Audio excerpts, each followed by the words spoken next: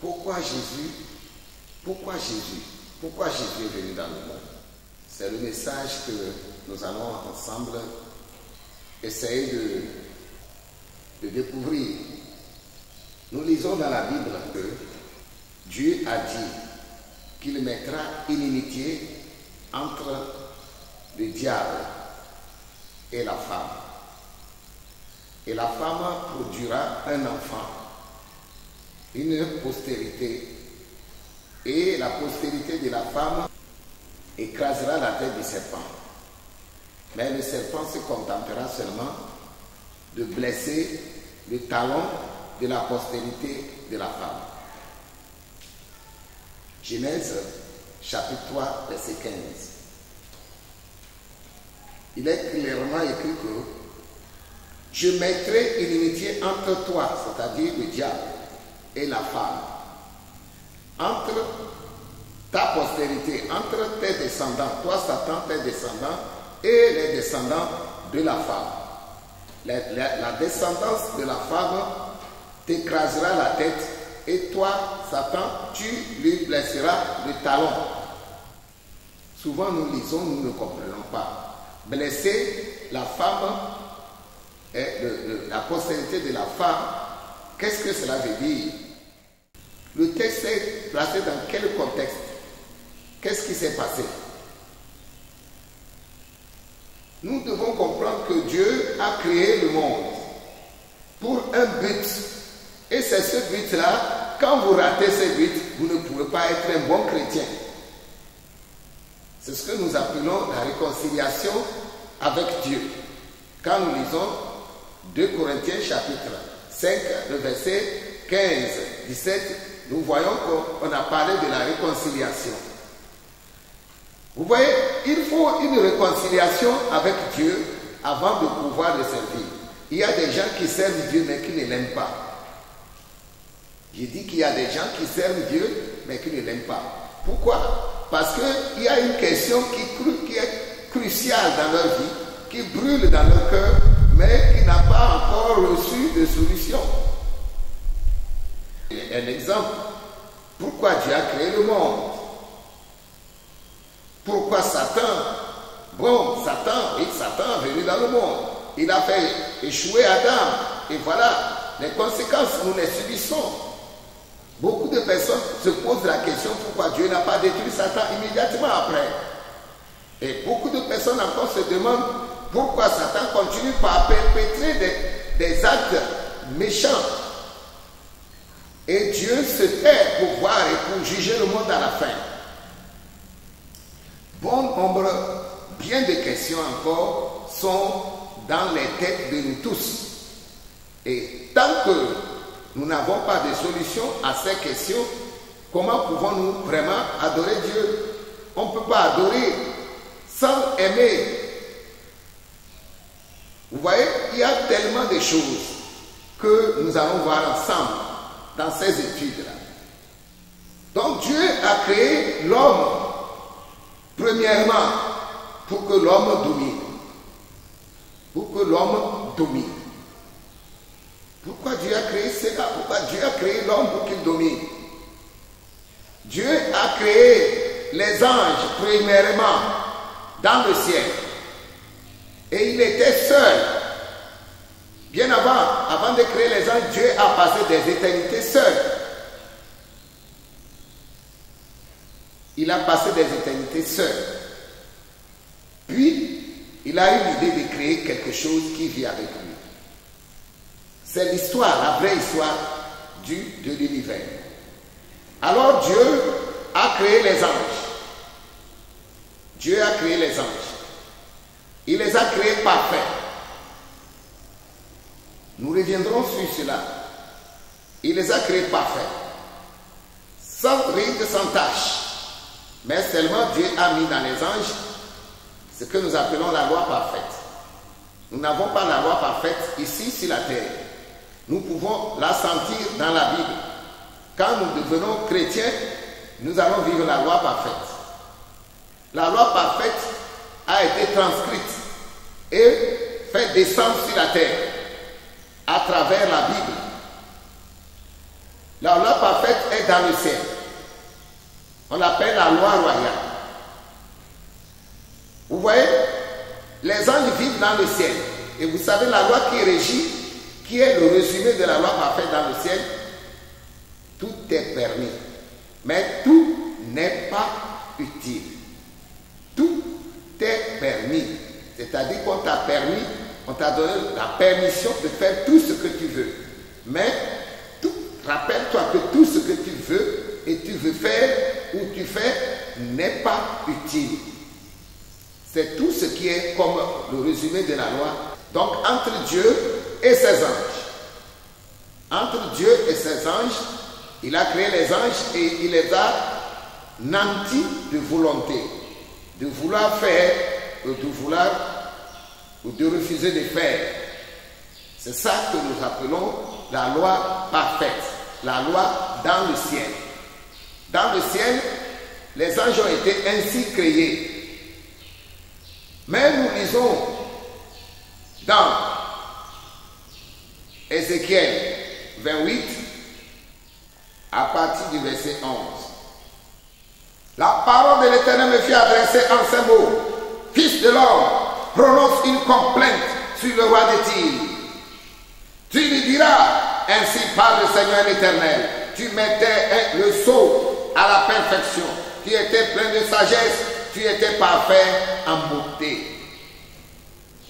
Tu étais en Éden, le jardin de Dieu. Tu étais couvert de toute espèce de pierres précieuses, de sardoine, de topaz, de diamants, de chrysolite, d'onyx, de jade, de saphir, d'escarboucle, d'émeraude et d'or. Tes tamourins et tes flûtes étaient à ton service. Préparé pour le jour où tu fus créé. Tu étais un chérubin protecteur aux ailes déployées. Je t'avais placé et tu étais sur la sainte montagne de Dieu. Tu marchais au milieu des pierres étincelantes. Tu étais intègre dans tes voies depuis le jour où tu fus créé, jusqu'à celui où l'iniquité a été trouvée chez toi. Par ta grandeur, par la grandeur de ton commerce, tu as été rempli de violence et tu as péché. Je te précipite de la montagne de Dieu et je te fais disparaître, chérubin protecteur, du milieu des pierres étincelantes.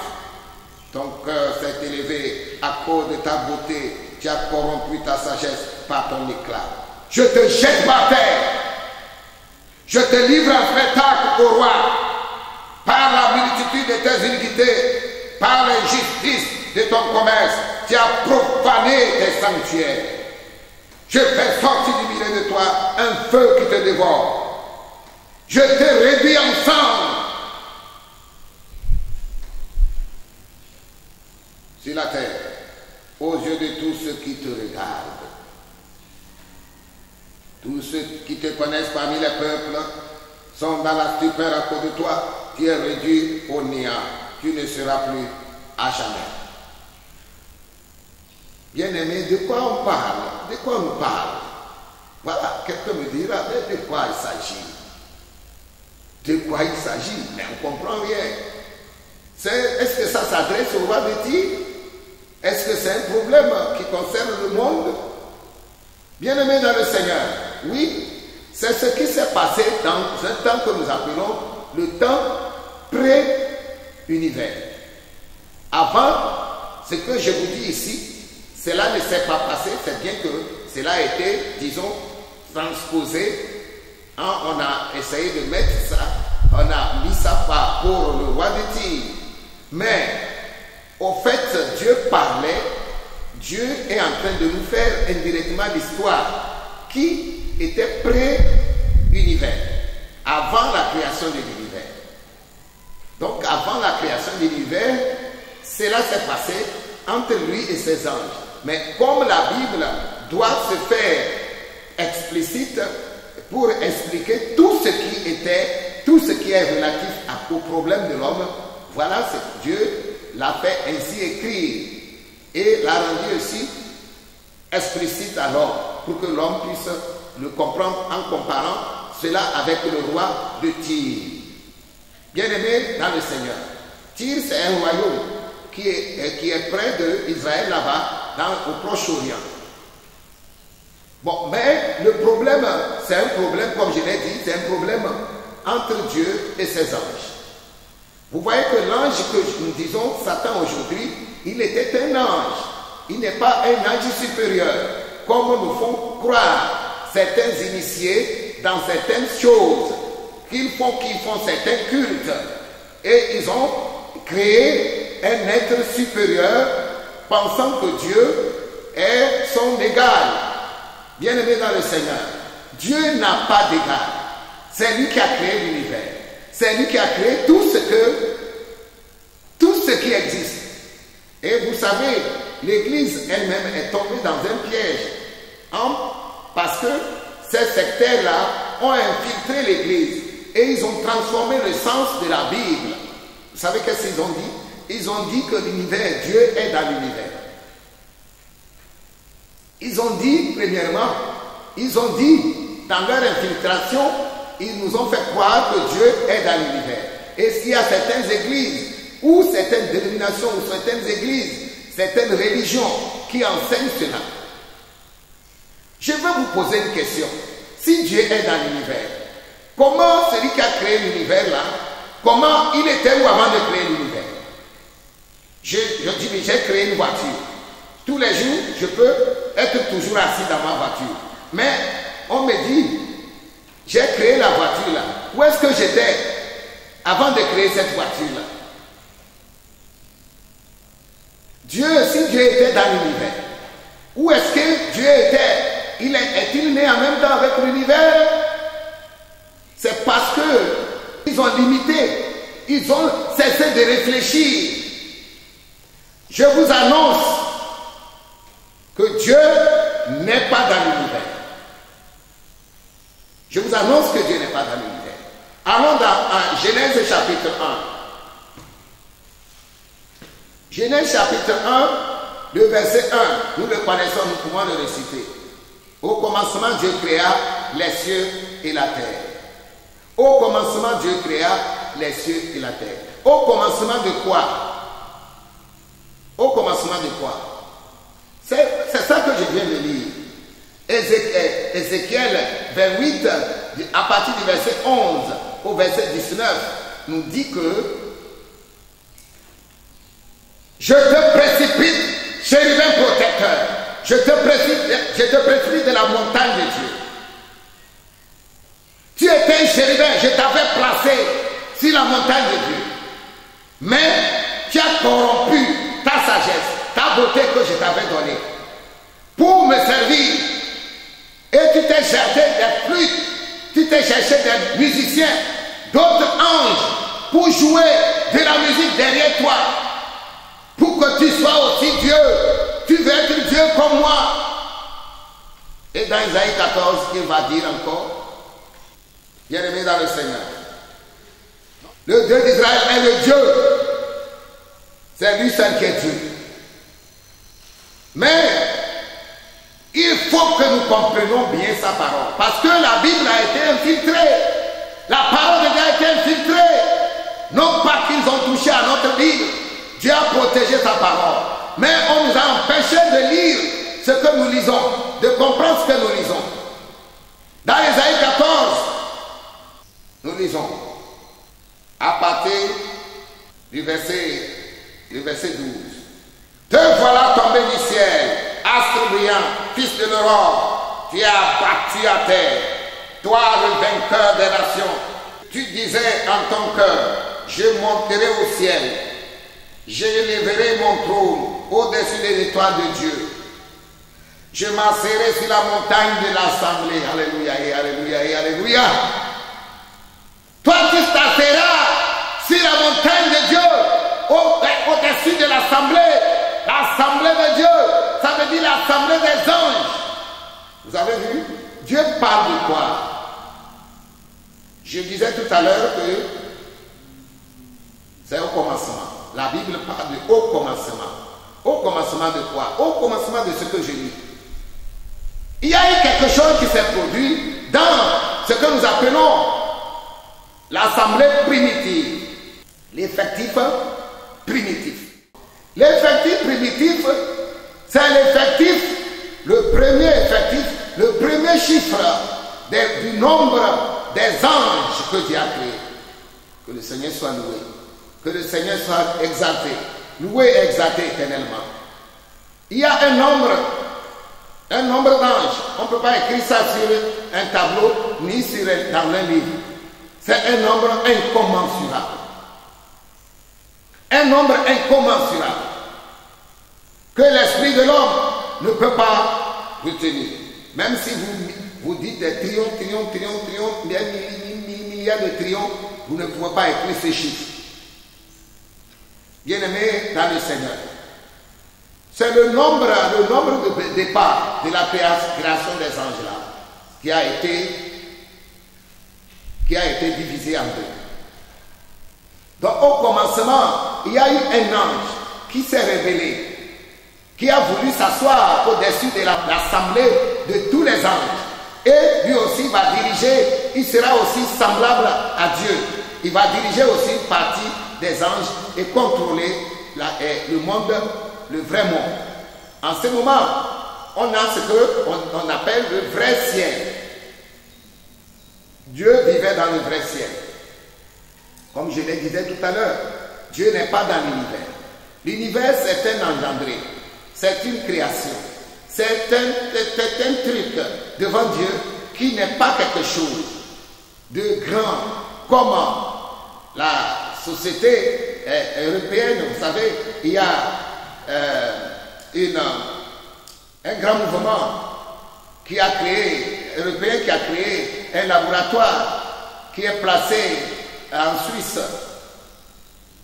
Et on appelle cela le CERN. CRN. Alléluia. Ils étudient le nucléaire, ils étudient les atomes, le noyau. Donc ils ont créé un laboratoire qui cerne le monde, qui actuellement maintient le monde, qui a le pouvoir incommensurable sur notre planète Terre. Bien-aimés dans le Seigneur, je suis en train de dire que le monde a été créé et le CERN, ce laboratoire européen, a dit que le monde, Dieu n'a pas créé le monde et que l'atome, le nucléaire, le noyau de l'atome est généré par lui-même, par un gros hasard. Le monde a été généré par un hasard, selon ce qu'ils disent. Le noyau qui a la matière de base est hasardeuse.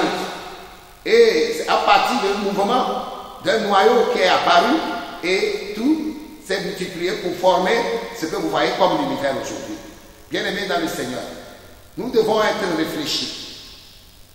Lorsqu'on te dit qu'un noyau est apparu à quelque part, par hasard, et il s'est développé, pour donner un noyau, pour donner d'abord un atome, une molécule, et la molécule est devenue une matière vivante.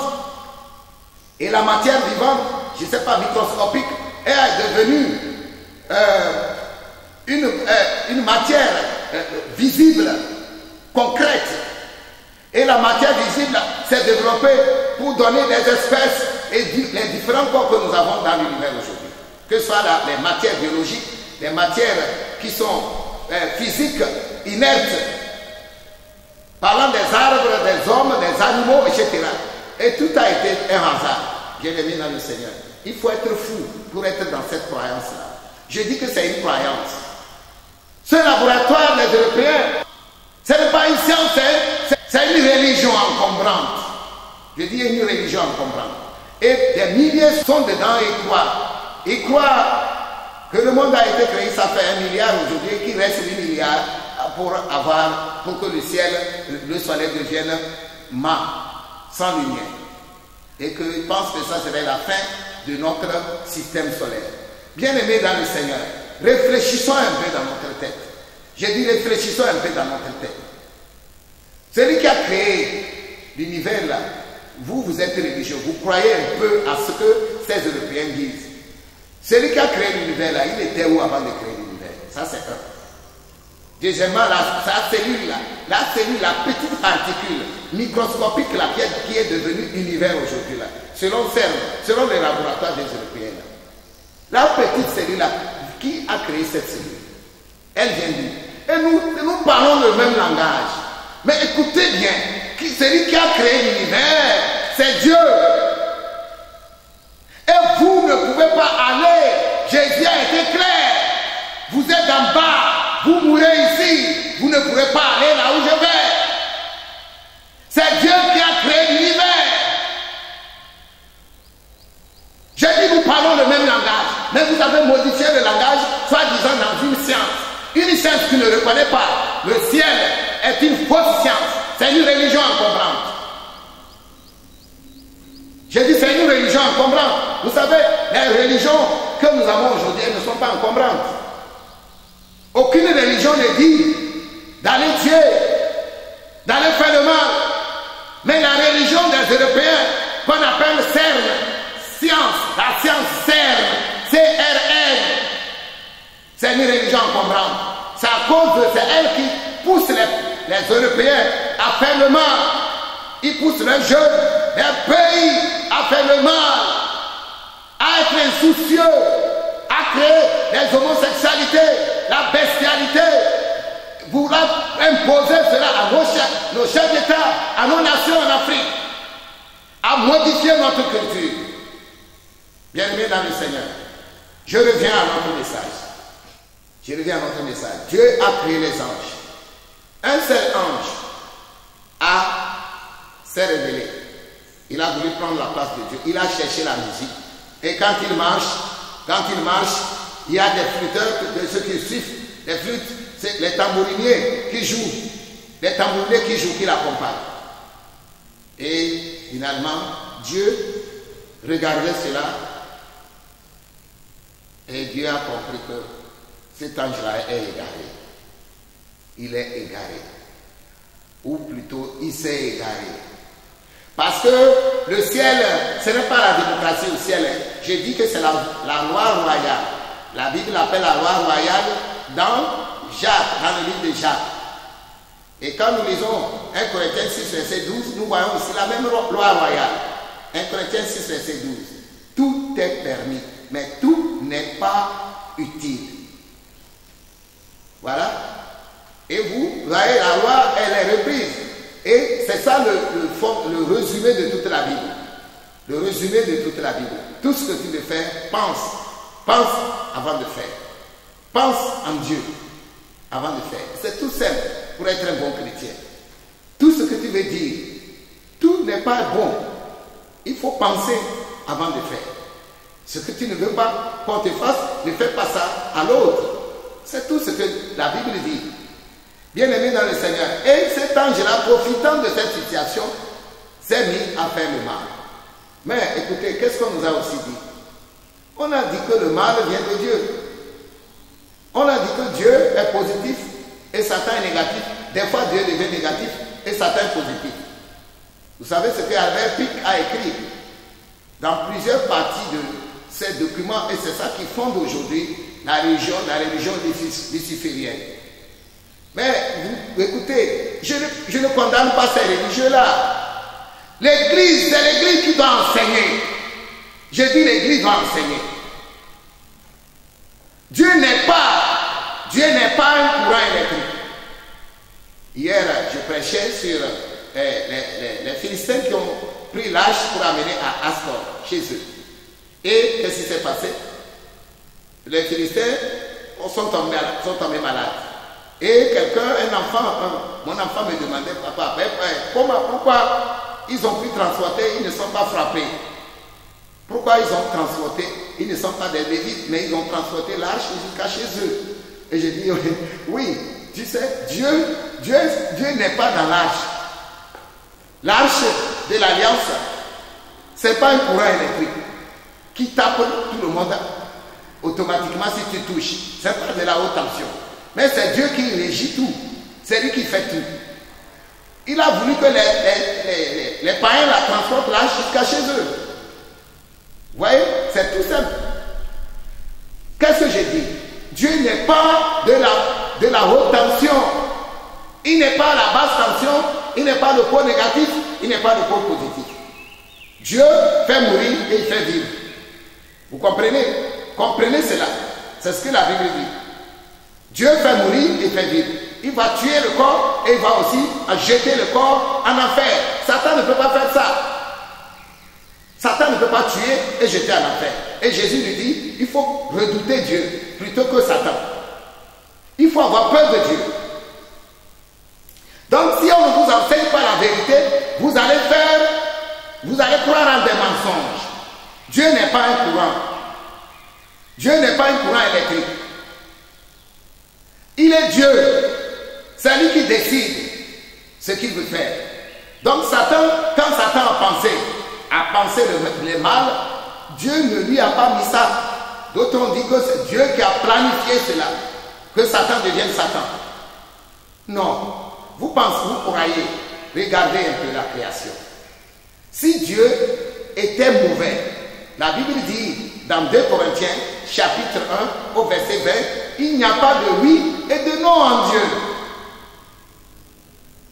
2 Corinthiens, chapitre 1, verset 20. Il n'y a pas oui et non en Dieu.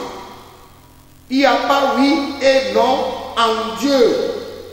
S'il y avait oui et non, il n'y aura pas la création. Toi-même, tu ne serais pas né. Le jour où ta mère était en train de crier à l'hôpital, si Satan pouvait dire non, et Dieu qui veut que tu sois né, dise oui, tu ne serais pas né. Donc, écoutez-moi bien, il n'y a pas de pôle, positif et négatif. Il y a un diable, un ange, qui n'est pas un super ange, s'il vous plaît. Satan n'est pas un super ange.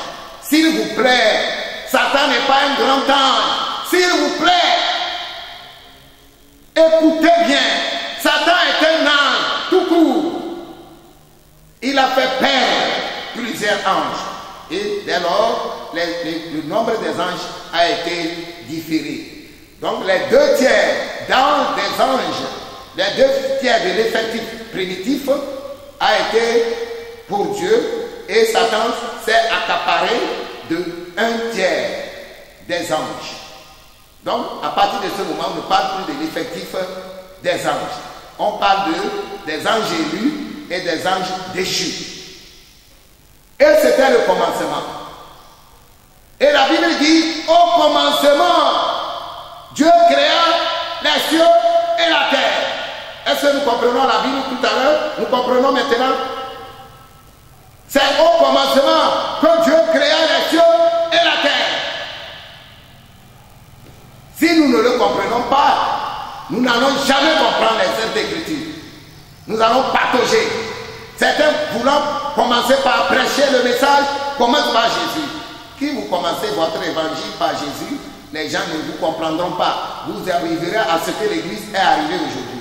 Les gens sont, même pasteurs, ils ne connaissent pas Dieu. Ils ne connaissent pas les Saintes Écritures. Ils ne peuvent pas comprendre parce qu'on ne leur a pas expliqué les fondements des Saintes Écritures.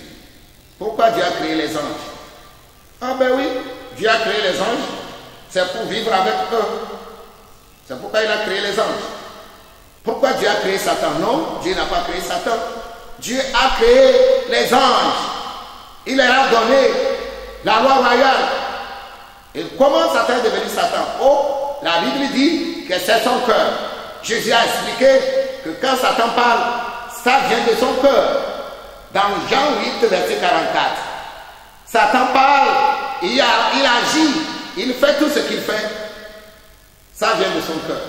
Donc Dieu n'influence pas les cœurs, s'il vous plaît. Dieu n'influence pas les cœurs. Et là, qui a créé le diable? Personne n'a créé le diable, c'est son cœur.